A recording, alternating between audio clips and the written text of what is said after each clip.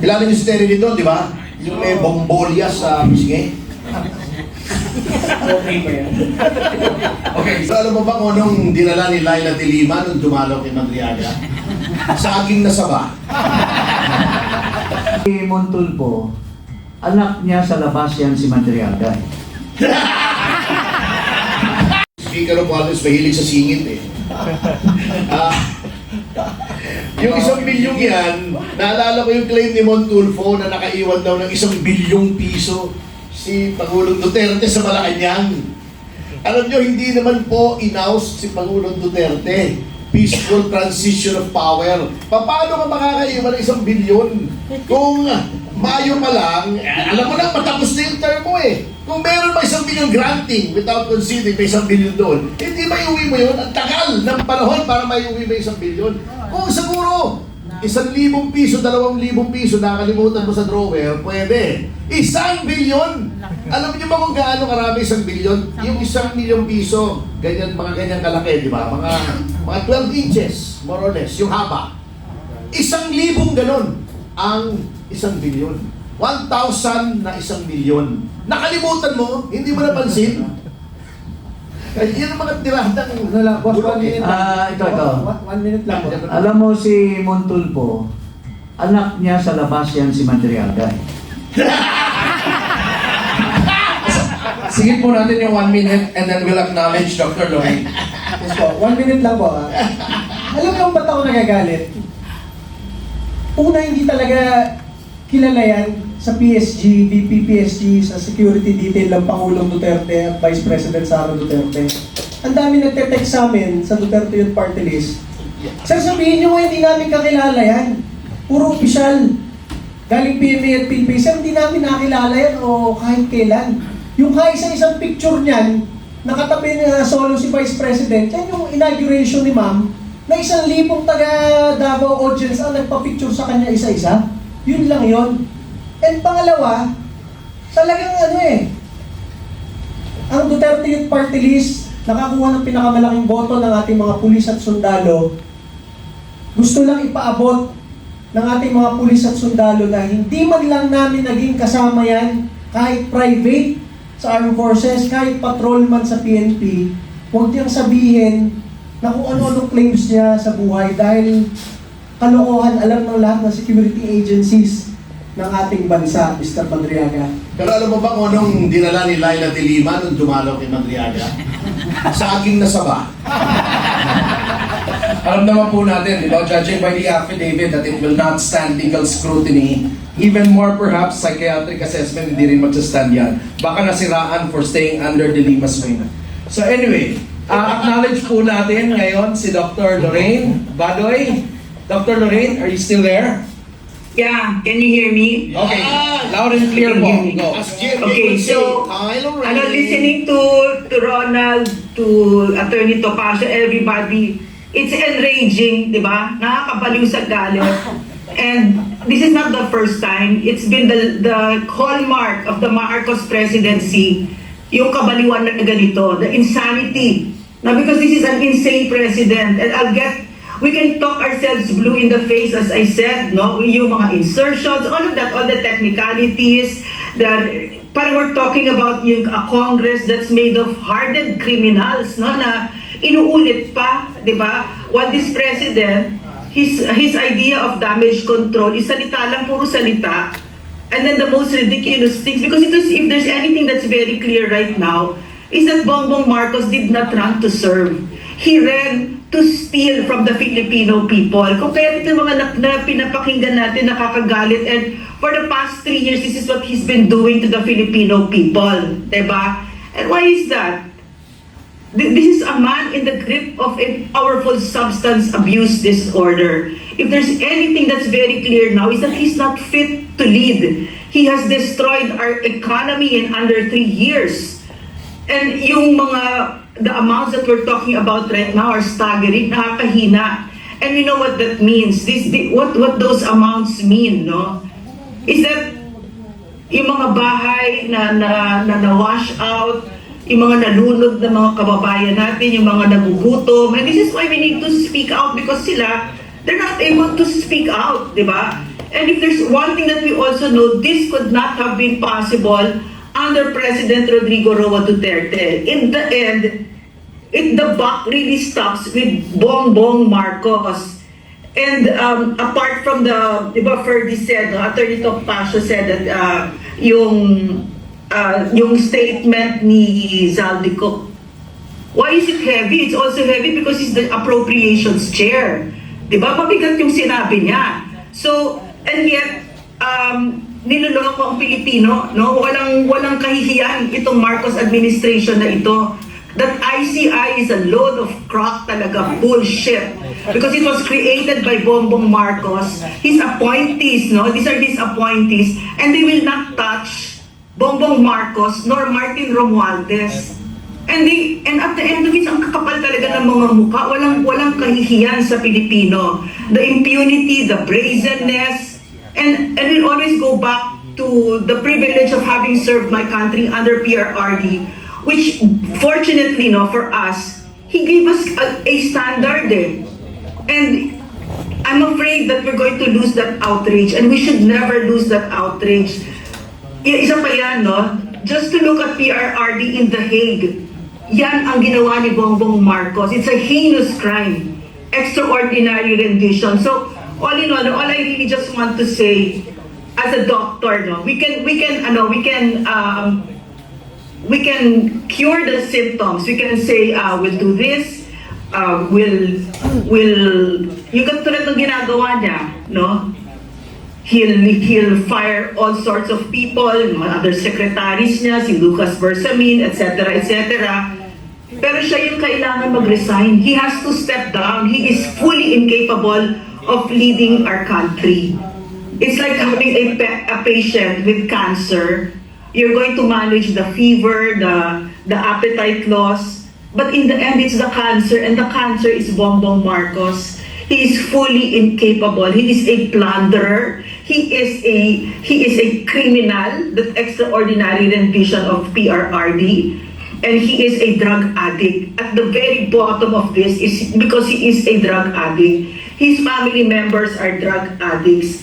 In the real world, if you refuse a hair follicle drug test, it is the same as a positive test, and you get fired. It's the same thing now. No, so I guess that's all I have to say. It's wonderful listening to all of you. Kasi parang akala ko ako lang yung galit eh. Tsaka alam mo yan si Madriaga, yung asset natin ang sinasabi, siya yung nilapitan ni Trillanes para i-assassinate si Vice President. The Vice President knows this. Na so, the takedown of the Vice President, it's so brazen, it's so shameless, the utter disregard for the Constitution. All of this is happening under the watch of a drug addict.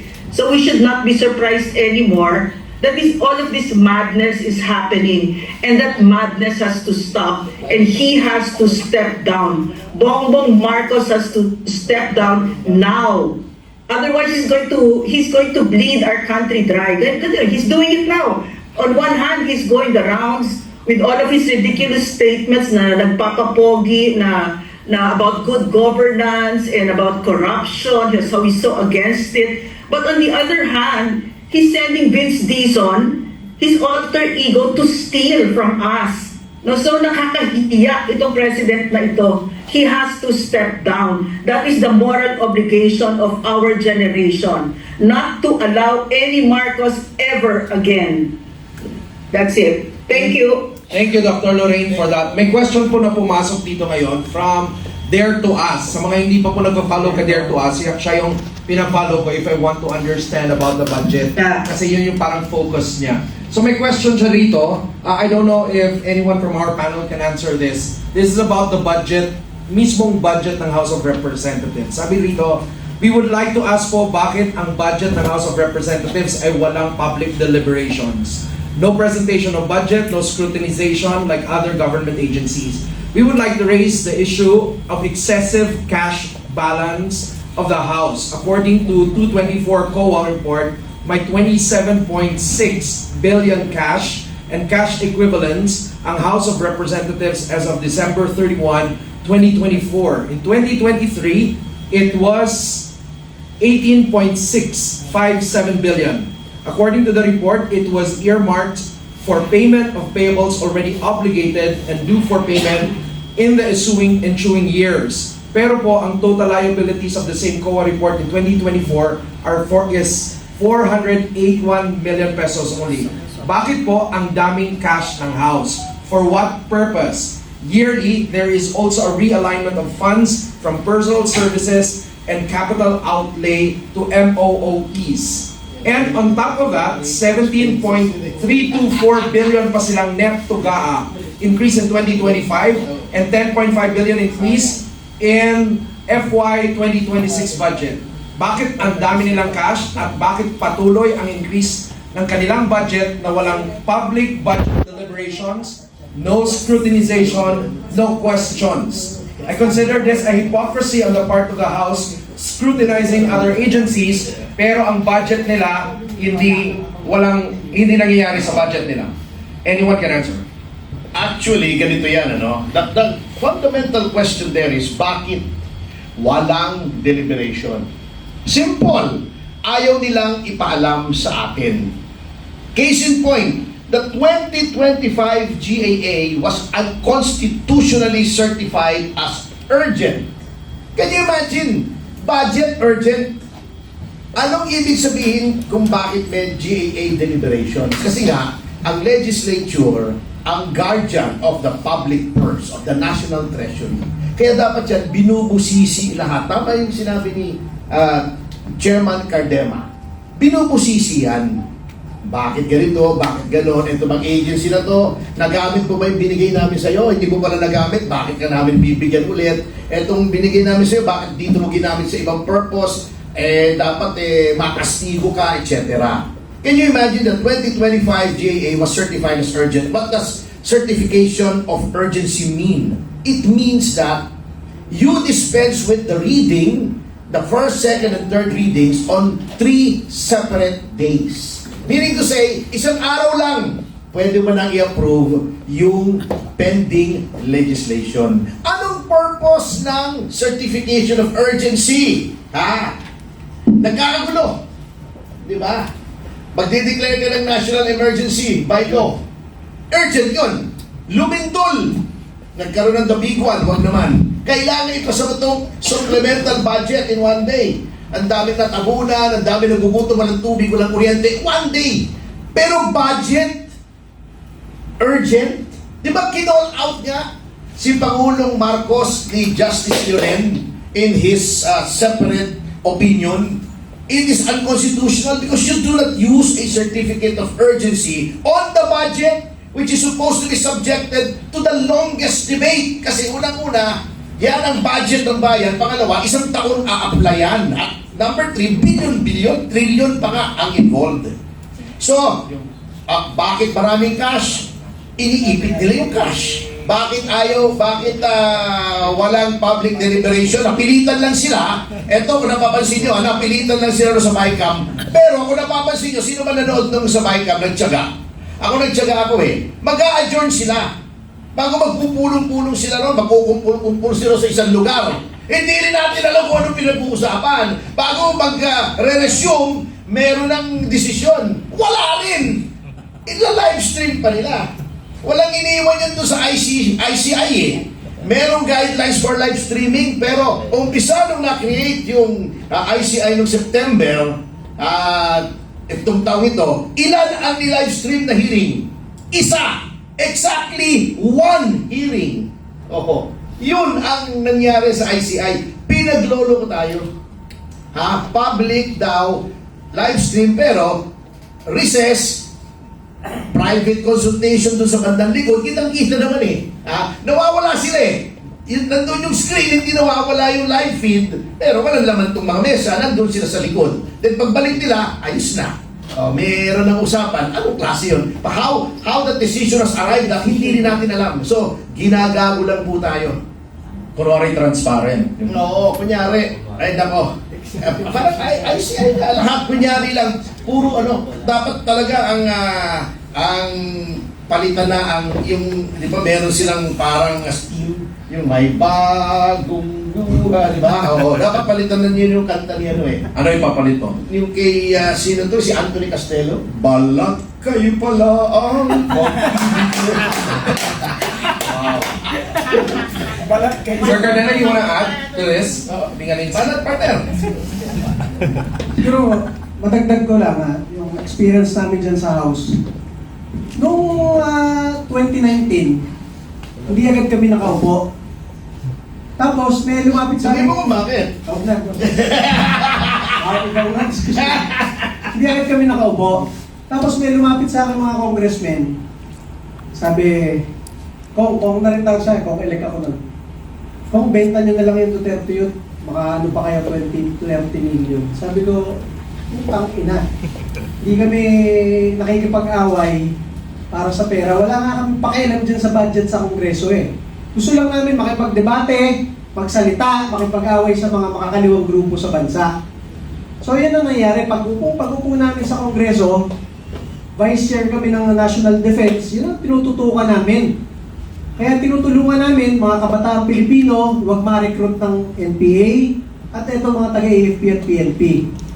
Tapos ang House Bill ng Duterte Youth Party List ng unang term namin, yung pagbabalik ng Anti-Subversion Law, Anti-CPP-NPA Act, na kapag ikaw nagtatransact, nangungulekta ng revolutionary taxes and everything, lahat kayo, o ikaw politiko na nagbibigay ng pera sa mga makakaliwang grupo sa NPA, kasali ka rin. Mga ganyan. Kinakausap na naman kami ng mga ibang kongresista. Kung, pasensya na hindi kami makapirma dyan eh. Sayang yung mga butanteng mga makakaliwa sa probinsya, marami yun. May ganun. Meron naman. Ronald, okay yan. Kaya lang di kami makasuporta kasi ano eh. Magrarally itong mga makakaliwa sa probinsya namin eh. Sabi ko, alam niyo, sabi ko sa mga kongresista, medyo radical kasi kami sa kongreso. Ang daming kongresista at politiko, gusto ng reservist rank sa Armed Forces, gusto ng arrival honor sa PNP, gusto ng rank sa Philippine Coast Guard Auxiliary, pero para pumirma ka, laban sa pumapatay sa tropa ng gobyerno, ayaw mong pumirma. Anong tawag sa ganyan? Diba? So, layuan na naman yung ibang congressman sa amin. Nung second term namin, under Marcos administration, eto na. Kami lang ang nag-file ng pagbabalik ng death penalty by firing squad para sa lahat ng taga-gobyerno na kasali sa plunder, kasali sa mga ghost projects. Wala man lang pumirma kahit isa. Tapos hindi kami kinakausap. Tapos eto na, pagdating ng 2024, ang dami nga sinasabi ko sa inyo, bagong Pilipinas Servisyo Fair. Nasabi ni Mayor Magalong, pag umattend ka, meron kang 777, 21 million para sa isang attendance. Sa 31 na invitation sa amin dyan, ang inyong Duterte Youth Party List, hindi namin kayang umattend. Masabi ko sa inyo, ang daming umattend, 200 plus, hindi namin kaya umattend. Tuwing magpapadala ng invitation ng Office of the Speaker, pino-forward ko kay Congressman Pulong Duterte at kay Vice President Sara Duterte. Sabi ko, ma'am, hindi kami attend sa ganito ha. Minsan nag-invite sa Davao pa. Davao City pa mismo. Sabi ko, ma'am, sorry, hindi kami attend kahit Davao City to. Alam ko namang sa kabilang side to. So, ganyan na nangyayari. Kahit nung mismong Quadcom hearing ni Pangulong Rodrigo Duterte, 14 hours mula 10 a.m. hanggang 12 midnight, Duterte Youth Party List. Hindi namin kayang hindi ipagtanggol si Pangulong Duterte. Kahit sinasabihan kami ng mga kongresista doon, pare, huwag kayong magsasalita dito ha. Naka-register na kaming magsasalita. Tinanggal pa kami sa listahan. Nilapitan ko lang yung Quadcom. Sabi ko, pinagsalitaan niyo yung tatlong mga bayan? Kami hindi, magwawala ako dito. Wala akong pakialam. Sinabi kong ganon. Kaya nung 11 p.m. nakapagsalita kami 1 hour before mag-adjourn. Kasi galit nga ako dito sa mga makakaliwa eh. Bakit ang daming privileges ng mga makakaliwa doon? Tapos kami, gusto lang namin magsalita, ipagtanggol. Si Rodrigo Duterte na nakasalang sa Kongreso, ayaw kaming pagsalitain. Wala ba kaming karapatan bilang kinatawan ng taong bayan? Napakaraming Pilipino, wala man lang boses sa Kongreso, wala man lang magtanggol kay Pangulong Rodrigo Duterte. Kaya sabi ko, magwawala ako dito pag hindi nyo pinagsalita Duterte yun. So ganyan ang aming status sa house. Hindi kami nakikialam dyan sa mga kaperahan sa house, medyo outsider kami. Hindi kami umaten sa bigayan ng kahit ano dyan. Kahit sabihin na, Kong, meron nga lumapit sa akin, Kong, nakaano na ako. 300 million na. Meron isa naka 600 million, nakaka-attend lang. Duterte yung party list ninyo, masabi ko sa inyo, kahit piso, wala. At masabi ko sa inyo, eto sa Pilipinas, sa Pilipinas, pupunta ako sa barangay, pupunta ako sa isang bayan, pupunta ako sa isang probinsya. Tapos ang sasabihin ng mga politikong kausap ko, pare, mag-e-eleksyon na dito, 500, 1,000 ang bayad sa kada botante. Kailangan nyo yan para manalo. Tangin na ako, iinom na naman ako ng Losartan. Yung Losartan sa high blood yun. Sabi ko, ina. Bakit ganito yung mga sinasabi sa akin ng mga barangay chairman, mayor, gobernador na pinupuntahan namin? Dito na lang daw mag-invest sa probinsya nila. Akala ko pag sinabi mag-invest, magdala ng mga foreigner o mga negosyante para mag-invest ng negosyo. Ibig sabihin pala, mag-invest yung party list nyo dito na kayo bumili ng boto. Putang ina.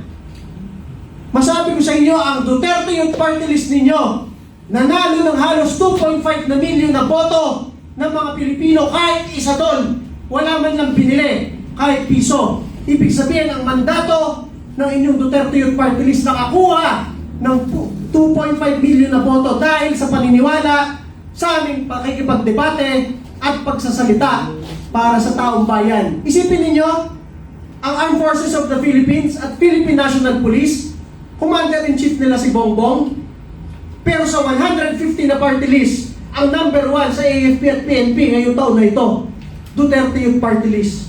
Sinasiluduan mo yung Commander-in-Chief mo, pero ang ibinoto mo, yung kaisa-isang party list na naghain ng impeachment para matanggal ang Commander-in-Chief mo. Ganun ang sentimento ng ating mga pulis, sundalo, mga OFWs buong mundo. Wala kaming ma-hire kahit isang coordinator sa kahit anong bansa buong mundo dahil walang pera ang inyong Duterte Youth Party List.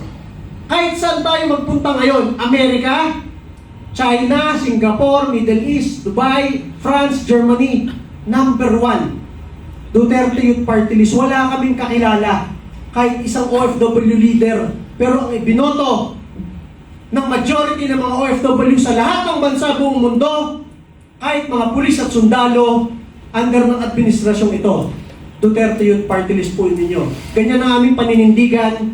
At ngayon po, pinahil natin sa Supreme Court yung aming kaso laban sa COMELEC. Makikita doon ng Korte Suprema. Ang sinasabi lang ng COMELEC, meron daw kaming hindi na-publish na papel noong 2018 nung nag-a-apply kami.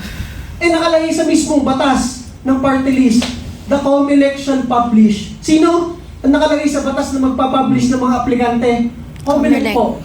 Ang sabi ni COMELEC sa Supreme Court, pwede namin iutos yan. Pwede nyo namang iutos. Wala kayong inutos, inaprubahan nyo kami.